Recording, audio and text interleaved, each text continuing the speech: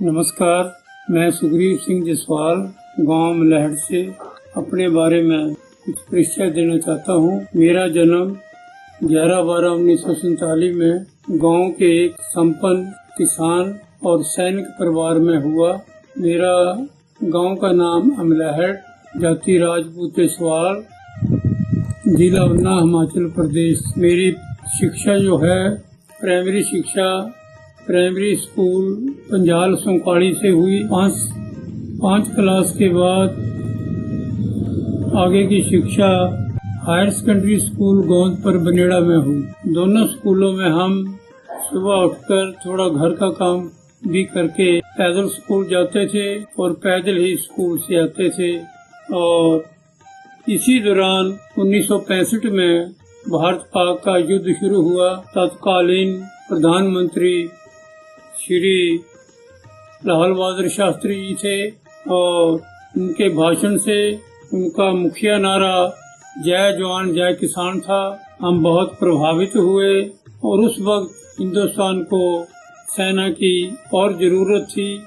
Army officer एक jeep में भर्ती करने के लिए स्कूल में पहुंचे।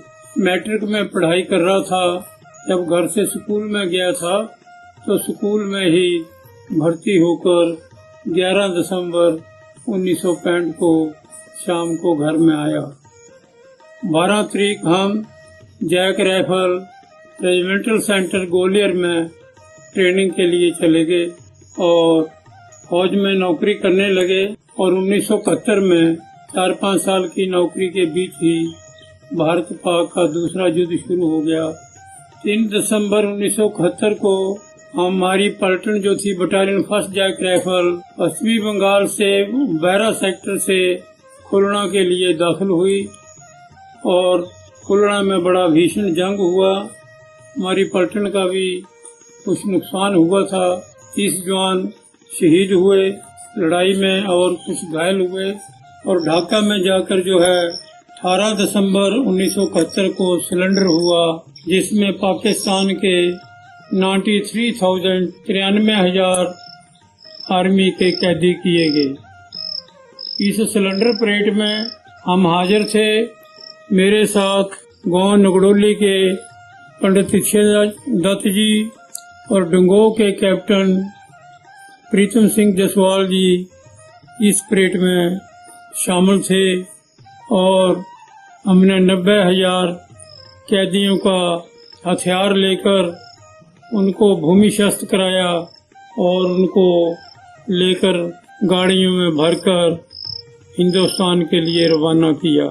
इस वक्त हमें सबसे ज्यादा जो लड़ाई से ज्यादा मुश्किल आई वो ये थी कि पाकिस्तान के जो पूर्वी पाकिस्तान की पब्लिक जो थी, जो मुक्ति बानी भी बने हुए थे, जो आम पब्लिक थी, उनको जो पाक आर्मी ने इतना तंग किया हुआ था, इतना वहाँ महिलाओं से बलात्कार किया, सब कुछ किया, लूटपाट बहुत की, उनको मारते पीटते थे।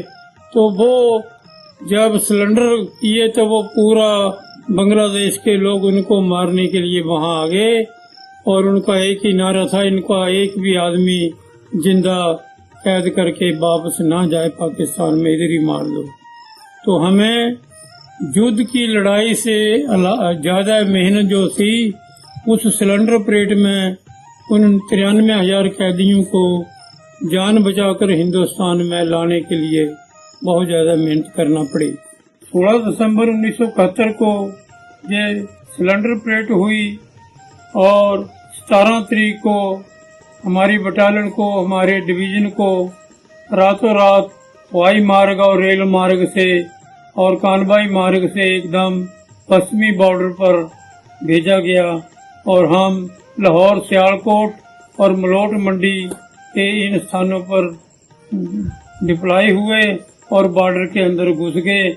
और 18 तारीख को उस वक्त के पूर्वी पाकिस्तान के राष्ट्रपति जुल्फिकार भुट्टो ने सिलेंडर कर दिया और सीज फायर हो गया। और इस लड़ाई के दौरान मुझे पूर्वी स्टार बांग्लादेश की लड़ाई का और पश्चिमी पाकिस्तान लड़ाई के 2 स्टार मिले हैं। अभी मैं अपने मेडल जो मिले तो उनको दिखाऊंगा बाद में। वो तो होते हैं इस धरती पर सब, तो सभी राजपूत नहीं होते। राजपूतों का एक गुण होता है कि युद्ध में कभी पीठ मत दिखाना। मैंने 2 गवर्नमेंट की सर्विसें दोनों महकमों में की, पुलिस और आर्मी। पुलिस में 11/12/1947 से लेके 1987 तक जैक राइफल आर्मी में, और 1987 से लेकर 2007 तक दिल्ली पुलिस में मैंने देश की सेवा करी। दिल्ली पुलिस में रहकर बाकी ड्यूटी के साथ साथ मेन जो ड्यूटी मैंने करी है वो है 26 जनवरी की परेड, जिसको आरडी परेड से नाम से कहा जाता है। राजपथ के ऊपर बहुत हर साल मुझे कैमरे में दिखाया गया। राजपथ के ऊपर 14 वर्ष तक, सन 1988 से लेके 2002 तक मैंने राजपथ के ऊपर आरडी परेड में भाग लिया है। और इस परेड के मुझे बहुत से सर्टिफिकेट मिले हैं और एक राष्ट्रपति का मेडल सर्टिफिकेट मिला है, वो मैंने अभी आपको दिखाऊंगा।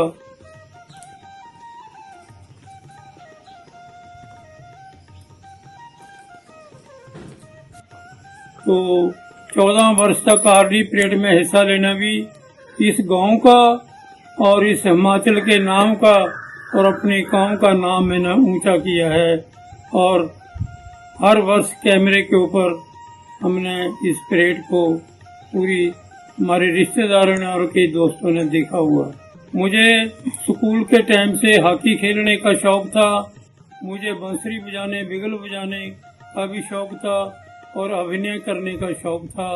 मैंने 1967 से लेके 1970 तक गांव में एक कीर्तन मंडली का गठन किया और इसके साथ एक ड्रामा मंडली टीम भी तैयार की, जिसमें अभिनय करके हम लोगों को सरकार की अच्छाई बुराई का जो थे अभिनय करते थे। दिल्ली पुलिस से मैं 2007 में रिटायर हुआ। फिर गांव की पंचायत में पंच की सेवा में भी 5 साल कार्य किया। इसमें गांव को अभूतपूर्व विकास की तरफ ले गया। जो आज जो भी कोई गांव में नेता भी आता, जब कोई आता है वो देखता है ये मलैहड़ गांव नहीं, एक चंडीगढ़ का शहर है। वहां से भी सेवा से निवृत्त होने पर मैं बाबा डेरे की सेवा कर रहा हूँ। बाबा डेरा की सेवा के लिए, नई ऊर्जा लाने के लिए हमने बाबा डेरा में 26/9/25 को मीटिंग किया है और इसमें कामयाबी हासिल की है। और बाबा डेरा में जो भागवत है ये एक बहुत बड़े वक्ता से कराई जाएगी। 2026 की जो भागवत कथा का जो आयोजन है, इसको करने के लिए मीटिंग हो गई है।